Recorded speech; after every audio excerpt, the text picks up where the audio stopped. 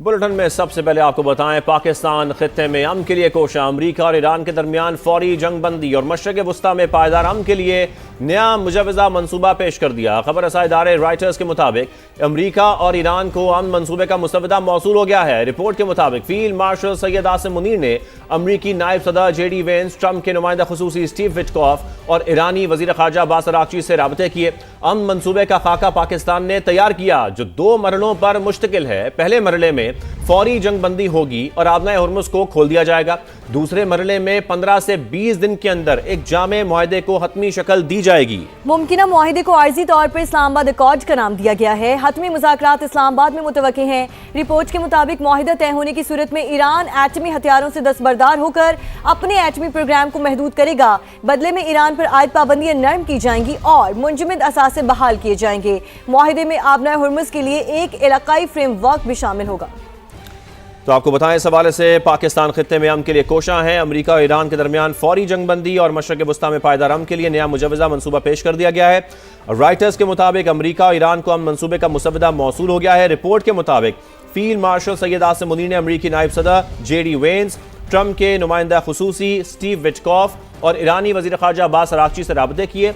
अमन मनसूबे का खाका पाकिस्तान ने तैयार किया, जो 2 मरलों पर मुश्तमिल है। आपको बताएं कि पहले मरले में फौरी जंगबंदी होगी और आबनाए हुर्मुज़ को खोल दिया जाएगा, जबकि दूसरे मरले में 15 से 20 दिन के अंदर एक जामे मुआहदे को हतमी शक्ल दी जाएगी। मुमकिना मुआहदे को आर्जी तौर पर इस्लामाबाद अकॉर्ड का नाम दिया गया है। हतमी मुज़ाकरात इस्लामाबाद में मुतवक्किल हैं। रिपोर्ट के मुताबिक मुआहदा तय होने की सूरत में ईरान एटमी हथियारों से दस्तबरदार होकर अपने एटमी प्रोग्राम को महदूद करेगा।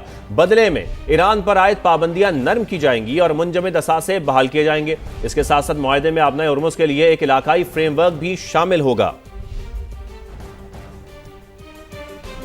ईरान जंग रुकवाने के लिए पाकिस्तानी फ्रेमवर्क की इतलात पर तर्जुमान दफ्तर ख़ारजा ताहिर अंदरावी का रद्द-ए-अमल सामने आ गया। कहा, 45 रोज़ा जंग बंदी या 15 नुकाती तबादले के बारे में कई रिपोर्ट्स मौजूद हैं। अमन का अमल जारी है। पाकिस्तान खित्ते में इस्तेहकाम का ख्वाह है। तर्जुमान दफ्तर ख़ारजा ने जंग बंदी की मखसूस तजावीज़ की तस्दीक या तरदीद नहीं की। कहा, हम इनफरादी या मखसूस वाक़यात पर तबसरा नहीं करते।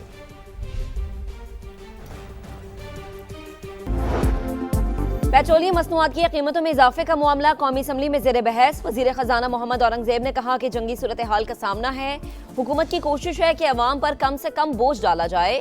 वज़ीर पेट्रोलियम अली परवेज़ मलिक ने कहा, आलमी सतह पर तेल की कीमतें बढ़ने से मजबूरन मुश्किल फैसले करने पड़े।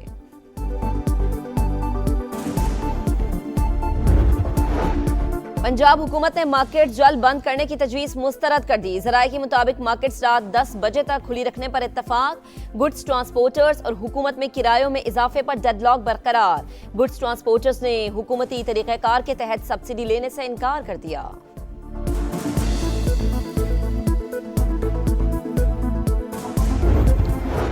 और अमेरिका ईरान जंग खत्म कराने के लिए पाकिस्तान की कोशिशें। इस्लामाबाद अकॉर्ड के नाम से 2 मराहिल पर मुश्तमिल मंसूबा तैयार। खाका ईरान और अमेरिका के साथ शेयर कर दिया। प्लान के तहत पहले फौरी जंगबंदी, उसके बाद एक जामे मुआहदा होगा। 15 से 20 रोज में मुआहदे को हतमी शक्ल दी जाएगी। ईरान को दी गई डेडलाइन का काउंटडाउन जारी। मंगल की रात 8 बजे तक समझौता ना किया तो सब कुछ तबाह कर दूंगा। डोनाल्ड ट्रंप की धमकी। अमेरिकी सदर का ईरान के खिलाफ नाजेबा अल्फाज का इस्तेमाल। कहा, मंगल बिजली घरों और पुलों की तबाही का दिन होगा। काम एक साथ मुकम्मल करेंगे। अपने हुर्मुज़ ना खोलने पर जिंदगी जहन्नुम बना दी जाएगी। डील की उम्मीद भी जाहिर कर दी। अमेरिकी सदर आज अहम प्रेस कॉन्फ्रेंस करेंगे। जिमी कार्टर ने जिल्लत उठाई, ट्रंप का भी वही हाल होगा। ईरानी सदर मसूद पज़ेश्कियान का धमकियों पर जवाब। ईरानी नायब सदर मोहम्मद रजा आरिफ ने यूनिवर्सिटी पर हमले को ट्रंप की जाहिलियत और पागलपन करार दे दिया। अमेरिका ने ईरान से तारीख सीख ली लेकिन जोग्राफिया नहीं समझा। स्पीकर मोहम्मद बाकर कालीबाफ बोले, वाशिंगटन खतरनाक खेल बंद करे। तर्जुमान ईरानी वज़ारत ख़ारजा इस्माइल बकाई का कहना है, अमेरिका के लिए सिफारती रद्द-ए-अमल तैयार कर लिया, मुनासिब वक्त पर जवाब दिया जाएगा। ईरानी एटमी तवानाई एजेंसी के सरबराह का IAEA को खत, बुशहर में जौहरी प्लांट पर हमलों से आगाह कर दिया।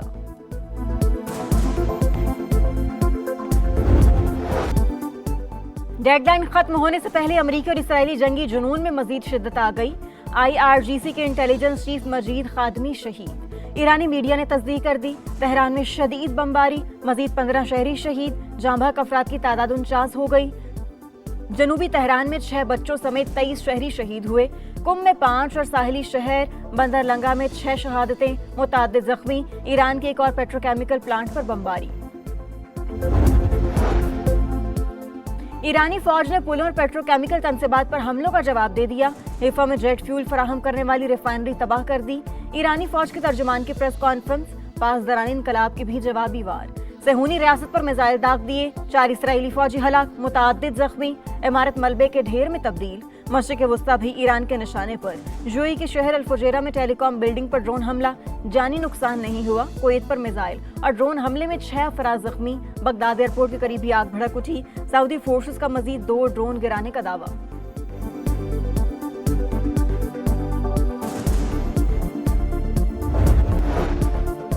जंगबंदी की खबरों के बाद आलमी मंडी में खाम तेल की कीमतों में गिरावट। अमरीकी ऑयल 1.4% कमी के बाद $109 फी बैरल पर आ गया। ब्रेंट क्रूड ऑयल 1% गिरने के बाद $108 पर ट्रेड। सोने की फी तोला कीमत में 1100 रुपए का इजाफा। कीमत 4,91,462 रुपए हो गई। आलमी मंडी में फी ऑन सोना $11 महंगा होकर $4,687 हो गया।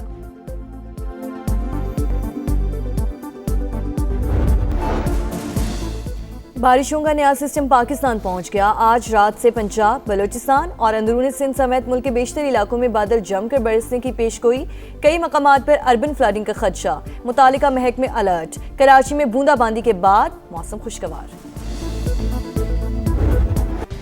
मशरिक़ वस्ता में कशीदगी कम करने के लिए बीजिंग और इस्लामाबाद ने 5 नुकाती फार्मूला पेश किया जो दोनों ममालिक के मुश्तरका मौक़िफ़ की नुमाइंदगी करता है। पाकिस्तान में चीनी सफ़ीर का चीनी अखबार में मज़मून कहा, प्लान आलमी बरादरी की उमूमी तवक्कुआत से भी हम आहंग है। 5 नुकाती प्लान को वसी तवज्जो और हिमायत हासिल हुई। पाकिस्तान ने मुकालमा और सालिसी को फ़ाल तौर पर आगे बढ़ाया। सूरत हाल मज़ीद बिगड़ने से रोकने की मुखलिसाना कोशिशें की। जंग बंदी और कशीदगी का खात्मा खिते के अवाम की हकीकी ख्वाहिश है। चीन और पाकिस्तान जंग को रोकने के लिए काम जारी रखेंगे। अमेरिका और ईरान को जंग खत्म करने का मंसूबा मिल गया। बरतानवी खबर एजेंसी रॉयटर्स का दावा। रिपोर्ट के मुताबिक हतमी मुआहिदे की तजवीज़ में ईरान की जानिब से जौहरी हथियारों से दस्तबरदारी शामिल है। मशरिक़ वस्ता में कशीदगी खत्म करने के प्लान पर आज ही रजामंदी जरूरी है। मुजव्विज़ा मंसूबे में पहले जंग बंदी और फिर हतमी मुआहिदा शामिल है। मंसूबे पर इत्तफाक हो गया तो 20 दिन में हतमी मुआहिदा तय पाएगा और फौरी तौर पर जंग बंदी होगी और आबनाए हुर्मुज़ को खोल दिया जाएगा। सीनियर ईरानी ओहदेदार ने रॉयटर्स से गुफ्तगू करते हुए तस्दीक की है कि ईरान को पाकिस्तान की जानिब से जंग बंदी तजावीज़ का मुसव्विदा मिल गया। तो अब तक की बड़ी खबर, बड़ी डेवलपमेंट, अहम खबर सामने आ रही है। मसूर में अहम तरीन अपडेट ये है, अमेरिका और ईरान को जंग खत्म करने का मंसूबा मिल गया। रॉयटर्स का ये दावा है। हतमी मुआहदे की तजवीज़ में ईरान की जौहरी हथियारों से दस्तबरदारी भी शामिल है। रॉयटर्स ये कह रहा है मशरिक़ वस्ता में कशीदगी खत्म करने के प्लान पर आज ही रजामंदी जरूरी है।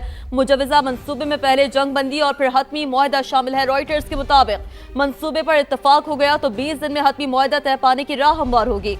फौरी तौर पर जंग बंदी होगी और अपना हुर्मस को खोल दिया जाएगा। रॉयटर्स का यह भी कहना है कि ईरान को पाकिस्तान की जानिब से जंग बंदी तजावीज़ का मुसव्विदा मिल गया। ईरानी ओहदेदार ये कह रहे हैं। ईरानी ओहदेदारों का यह भी कहना है रॉयटर्स के मुताबिक कि पाकिस्तान की जानिब से मिलने वाले मुसव्विदे का जायजा ले रहे हैं। तो पाकिस्तान की जानिब से जो मुसव्विदा दिया गया था उसका जायजा लिया जा रहा है। ईरानी ओहदेदार ये कह रहे हैं और ये तमाम तर तफसीलात रॉयटर्स रिपोर्ट कर रहा है। तो ईरानी तवानाई तंसीबात पर हमलों की डेडलाइन में 2 दिन से भी कम वक्त रह गया है। अमरीकी मीडिया के मुताबिक पाकिस्तान, तुर्की और मिस्र के साथ मिलकर जंग बंदी के लिए सरगर्म। 48 घंटों में पेशरफ का इम्कान कम है। सदर ट्रंप ने गुज़िश्ता रोज डेडलाइन खत्म होने के बाद ईरान में बिजली घरों और पुलों को तबाह करने की धमकी दी थी। ईरानी पासदारान इनकलाब ने आबनाए हुर्मुज़ खोलने के लिए अमरीकी सदर की डेडलाइन को मुस्तरद कर दिया। IRGC के सोशल मीडिया अकाउंट पर जारी पैगाम में कहा गया कि आबनाए हुर्मुज़ अब कभी अपनी साबिका हालत में वापस नहीं आएगी। अमेरिका और इसराइल के लिए तो बिल्कुल भी नहीं। अब ईरानी नेवी आबनाए हुर्मुज़ में नया निज़ाम नाफिज करने पर काम कर रही है। मीडिया रिपोर्ट्स के मुताबिक ईरान और ओमान मुश्तरका तौर पर आबनाए हुर्मुज़ को कंट्रोल करने पर बातचीत कर रहे हैं।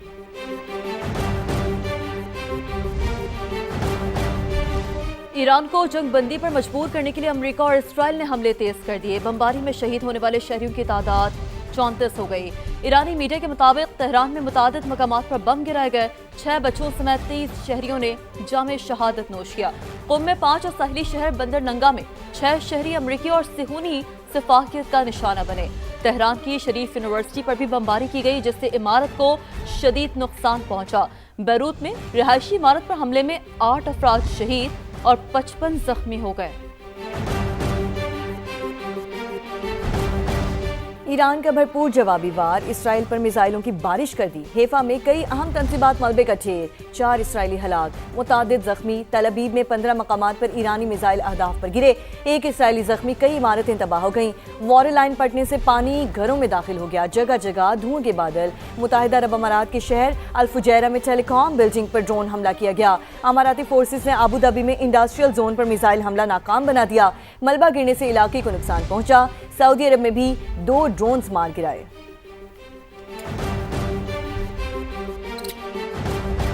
और अब ये जानिए कि अमरीकी महकमा इंसाफ ने मोदी की इसराइल की जानब झुकाव की वजह बता दी। मोदी की इसराइल नवाज पॉलिसी खुफिया करप्ट नेटवर्क के जेर असर बनी है। आपको अपडेट कर रहे हैं कि ये कहना है अमरीकी महकमा इंसाफ का। भारत की इसराइल पॉलिसी सजा याफ्ता मुजरिम जेफरी एप्स्टन की हिदायत पर बनाई गई है। न्यूयॉर्क टाइम्स ये रिपोर्ट कर रहा है। जेफरी एप्स्टन ने भारत की इसराइल पॉलिसी में स्ट्रेटेजिक झुकाव की तजवीज़ दी है। न्यूयॉर्क टाइम्स के मुताबिक तजवीज़ में व्हाइट हाउस की हिमायत लेने के लिए $2 अरब का असलहा और इंटेलिजेंस की खरीदारी बढ़ाना था। जेफरी एप्स्टन और भारतीय ताजर अनिल अंबानी का गठजोड़ बेनकाब हो चुका है। एप्स्टन ने खुद को व्हाइट हाउस का अंदरूनी मुशीर जाहिर किया। अहम तरीन खबर आप तक पहुंचा है। ईरान के इंटेलिजेंस चीफ मजीद खातमी शहीद हो गए हैं। ईरानी मीडिया ये रिपोर्ट कर रहा है मजीद खातमी को 2025 में इंटेलिजेंस चीफ तैनात किया गया था। ईरानी मीडिया के मुताबिक ईरान के इंटेलिजेंस चीफ मजीद खातमी शहीद हो गए हैं। सिचुएशन रूम से ताज़ा तरीन अपडेट्स आप तक पहुंचा रहे हैं। मजीद खातमी को 2025 में इंटेलिजेंस चीफ तैनात किया गया था। अमरीकी सहाफ़ी टकर कार्लसन ने अमरीका की मौजूदा सूरत हाल को आलमी ताकत का खात्मा करार दे दिया। एक वीडियो में टकर कार्लसन का कहना है कि यूनिपोलर वॉर का अब खात्मा हो चुका। दूसरी जंग अजीम के बाद जो अमरीका वजूद में आया वो अब पहुंचाना नहीं जा रहा। हम ग्लोबल अमरीकी सल्तनत का इख्तिताम देख रहे हैं। अमेरिका और ईरान के दरमियान 45 दिन की जंग बंदी की उम्मीद। अमेरिकी मीडिया का दावा है कि पहले मरहले में 45 रोज़ा सीज फायर और उसके बाद जामे और हतमी माहिदे पर बात होगी। पस पर्दा बराह रास्त पैगामात के जरिए भी राबते जारी हैं। सालिसकारों के मुताबिक हतमी माहिदे में आबनाए हुरमस खोलना और यूरेनियम अफजोदगी का मामला शामिल होगा। जंग बंदी की कोशिशों में इलाकाई ममालिक भी शामिल है, जिनमें पाकिस्तान सरे फहरिस्त है। इसी अहम मामले पर बात करने के लिए हमारे साथ मौजूद हैं दिफाई तज्जियाकार डॉक्टर मरियम फातिमा साहिबा। डॉक्टर मरियम साहिबा, बहुत शुक्रिया आपके कीमती वक्त का। ये कहिएगा कि जंग के ये शोले बुझते नजर आ रहे हैं और क्या आपको ये माहिदा होने की कितनी उम्मीद नजर आ रही है? बहुत शुक्रिया, आपने मेरे चैनल पे मदद किया। सबसे पहले हमें ये मद्देनजर रखना होगा कि इस वक्त जो पार्टीज हैं जो इस जंग में मौजूद हैं, यूएस, इजराइल विज़ावी ईरान, इन सब के अहदाफ क्या थे और उस अहदाफ का हसूल किस लेवल तक मुमकिन हो सका है इन पार्टीज के लिए। जहां तक हम ईरान की बात करते हैं तो ईरान पर तो जंग मुसल्लत की गई। अमेरिका और इजराइल की अगर हम बात समझें तो उन लोगों ने जंग स्टार्ट की। उनका ख्याल था कि बहुत quickly over the course of a weekend वो लोग जो है अपने अहदाफ हासिल करने में कामयाब हो जाएंगे और डिकैपिटेट करेंगे उनकी जो हाई कमांड है, और उसके बाद जो है वो पलट जाएंगे और फिर ईरानी अवाम जो है वो स्ट्रीट्स में निकल आएंगे and then they will topple the entire IRGC, entire supreme leader की जो गवर्नमेंट है और जो पूरी इस्लामिक रिजीम है उसको। ऐसे नहीं हो सका। साथ ही साथ अमेरिका की जो एक उसकी प्रेस्टीज थी उसको भी जो है डैमेज हुआ है। साथ ही जो इजराइल है उसके अहदाफ भी नहीं कंप्लीटली जो है वो हासिल कर सके, रिजीम भी बाकी है और ईरान ने स्ट्रेट ऑफ होर्मुज़ भी बंद कर दिया है। और साथ ही हमें ये समझना पड़ेगा कि ईरान ने अपना बैलिस्टिक मिसाइल भी नहीं प्रोग्राम भी नहीं गिव अप किया, न्यूक्लियर प्रोग्राम भी नहीं गिव अप किया। अब जो है नेगोशिएशंस या सीज फायर के जो मरहले पे बात आती है तो ईरान को बेसिकली ट्रस्ट डेफिसिट है विज़ावी यूएस, क्योंकि 2 दफा उनको जो है बैकस्टैप किया गया है during the course of negotiations. तो ये बार बार की जो फेल्ड नेगोशिएशंस है, मेरा ख्याल है ईरान जो है अब इस किस्म की किसी भी एक और एडवेंचरिज्म के लिए तैयार नहीं है और ईरान जो है उसका एक ही मकसद है, इस जंग का वंस फॉर एन ऑल खात्मा।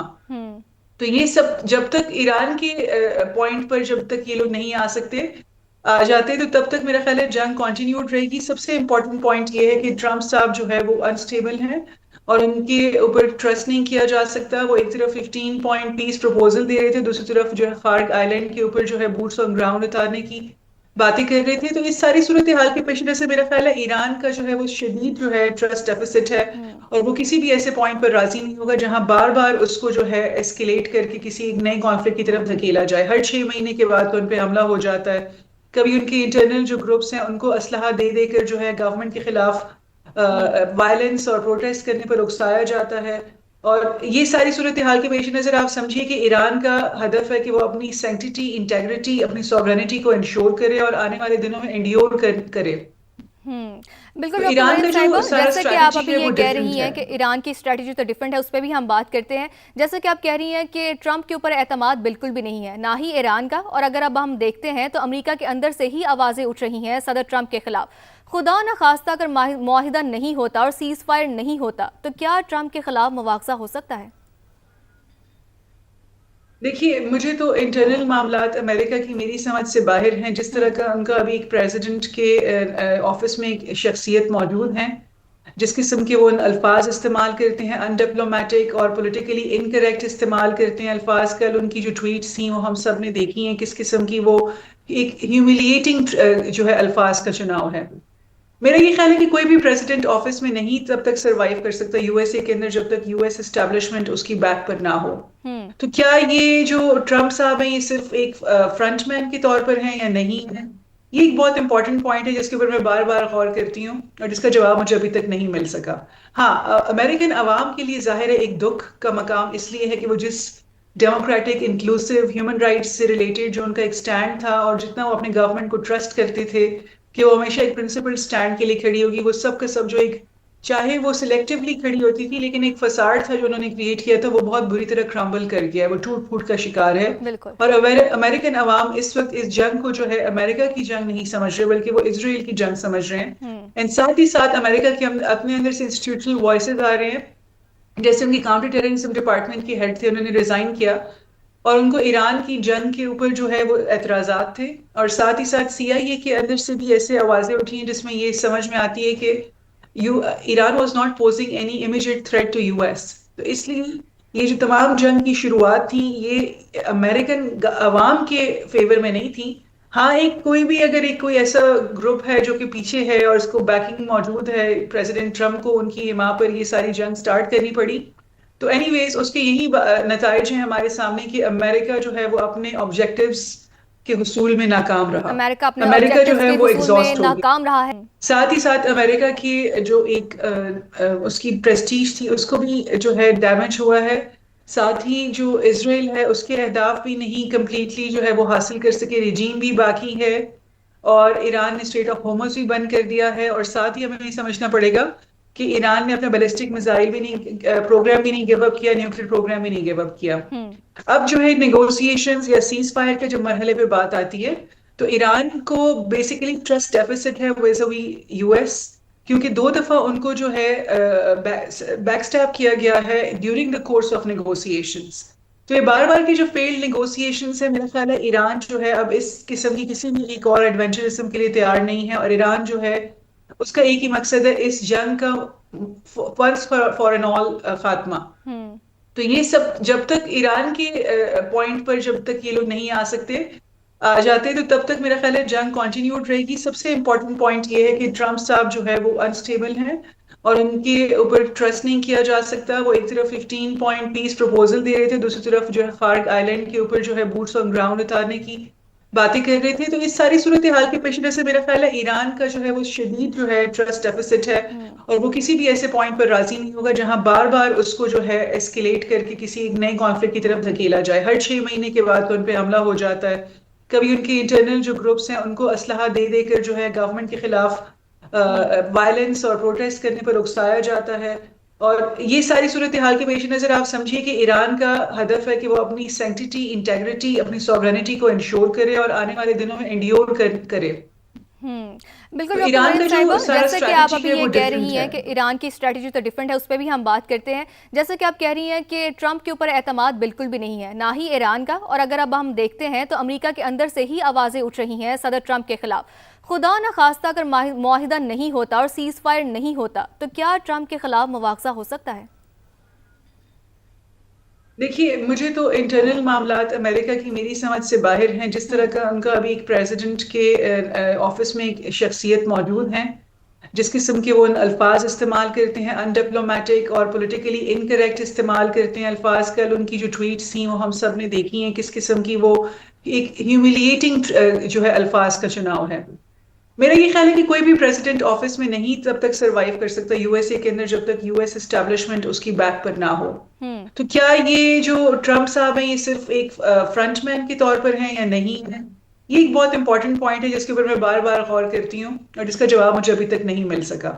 हाँ, अमेरिकन अवाम के लिए जाहिर है एक दुख का मकाम इसलिए है कि वो जिस डेमोक्रेटिक इंक्लूसिव ह्यूमन राइट्स से रिलेटेड जो उनका एक स्टैंड था और जितना वो अपने गवर्नमेंट को ट्रस्ट करते थे कि वो हमेशा एक प्रिंसिपल स्टैंड के लिए खड़ी होगी, वो सब का सब जो एक, चाहे वो सिलेक्टिवली खड़ी होती थी लेकिन एक फसाड था जो उन्होंने क्रिएट किया था, वो बहुत बुरी तरह क्रम्बल कर गया है, वो टूट फूट का शिकार है। बिल्कुल। और अमेरिकन अवाम इस वक्त इस जंग को जो है अमेरिका की जंग नहीं समझ रहे बल्कि वो इसराइल की जंग समझ रहे हैं। एंड साथ ही साथ अमेरिका के अपने अंदर से इंस्टीट्यूशनल वॉइसेस आ रहे हैं।